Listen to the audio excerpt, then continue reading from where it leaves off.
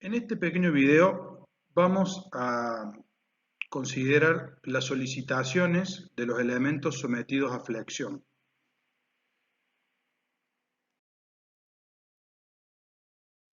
Entonces, un elemento estructural, en este caso una viga, al que se le aplican cargas, va a encontrar su equilibrio a través de las reacciones. Este equilibrio es una condición que deben cumplir el conjunto y cada una de las partes de la estructura. Es decir que cuando yo considero que un elemento viga o una pieza estructural está en equilibrio, tendrá que estar en equilibrio no solo en su totalidad, sino también en cada una de las secciones a las que nosotros analicemos. El efecto estático que impone este equilibrio en cada una de las secciones lo vamos a llamar solicitaciones. Vamos a considerar entonces para este tema una viga, como en la figura que está a la izquierda en azul, en la izquierda arriba, una carga en el centro como la carga P, que evidentemente va a tener para equilibrarse dos reacciones, la reacción A y la reacción B, que como veremos están en el sentido opuesto a la de las fuerzas. Es decir, que esta fuerza va a trasladar, esta carga P la va a trasladar por dentro de la pieza hasta las reacciones. Entonces, si tomamos un elemento estructural donde el apoyo no permite generar la reacción sobre la recta de acción de la carga, es decir, la acción de la carga no coincide con el elemento, las fuerzas se trasladan a través del material. Y es notorio ver cómo esta fuerza se va trasladando, vean los gráficos en verde, cómo van trasladando estos esfuerzos por el interior de la pieza hasta los apoyos en donde se provocarán las reacciones.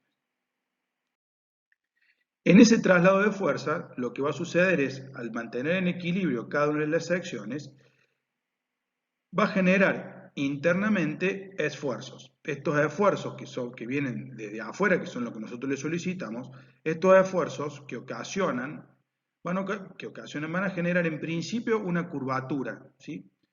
Es decir, si nosotros analizamos el gráfico en azul, van a ver que cuando yo le aplico una carga, pasamos al gráfico inmediatamente al gráfico en rojo. Evidentemente, este eje central, el que está dibujado en negro, va a tomar una curvatura como el eje central que está en rojo, provocando, en este caso, en este tipo de flexión, una flexión simple en un tramo, acortamientos en la parte superior de la viga y alargamientos en la parte inferior de la viga. La suma entonces de las fuerzas exteriores hacen girar los extremos libres, es decir, giran los apoyos, este elemento viga gira sobre los dos apoyos, hacia el centro en este caso, y ocasiona una curvatura en el eje longitudinal al que nosotros llamamos flexión. Definimos entonces como momento flector actuante en una sección a la suma de todos estos momentos producidos por todas las fuerzas que estén a un costado de la misma, como veremos más adelante. Ahora, este fenómeno de flexión también genera, como vemos en el gráfico 1, esfuerzos que provienen justamente de la flexión. Entonces, dado que la dirección de la carga y su reacción no actúan a lo largo de la misma cara de los diferentes planos, las fuerzas externas tienden también a desplazar las fibras verticales de un plano respecto a las fibras verticales del plano que está al lado, el plano contiguo. Entonces veamos cómo la flexión provoca estos esfuerzos verticales, como vemos en la figura que está dibujado en verde.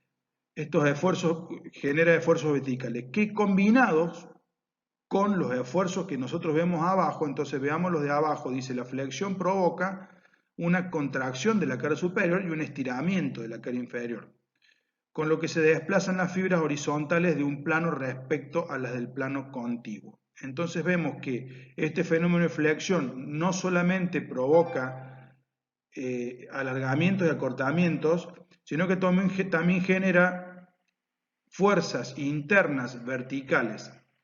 Estas fuerzas combinadas,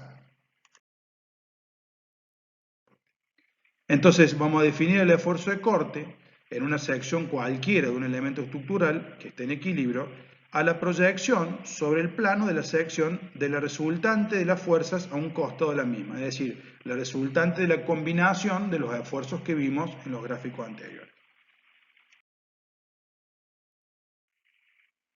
¿Cómo vamos a representar desde el punto de vista gráfico y desde el punto de vista matemático? Bueno, estos esfuerzos los vamos a representar mediante diagramas de esfuerzo de corte y de momento flector.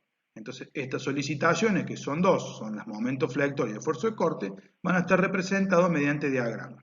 Estos diagramas, entonces, se obtienen llevando en forma de ordenadas los valores de los esfuerzos en cada sección, tomado como referencia el eje del elemento estructural. Acá van a ver, por ejemplo, a mano izquierda, una viga con una carga puntual, cómo es el diagrama de esfuerzo de corte que tenemos abajo, es un diagrama rectangular, y cómo se genera el diagrama de momento flector. Y una viga con carga uniformemente distribuida, como tenemos un diagrama de esfuerzo de corte del tipo triangular y un momento flector del tipo parabólico. Para concluir, vamos a establecer que a continuación de esto vamos a ver una serie de videos explicando cómo se calculan y cómo se determinan estos esfuerzos desde el punto de vista gráfico y desde el punto de vista matemático.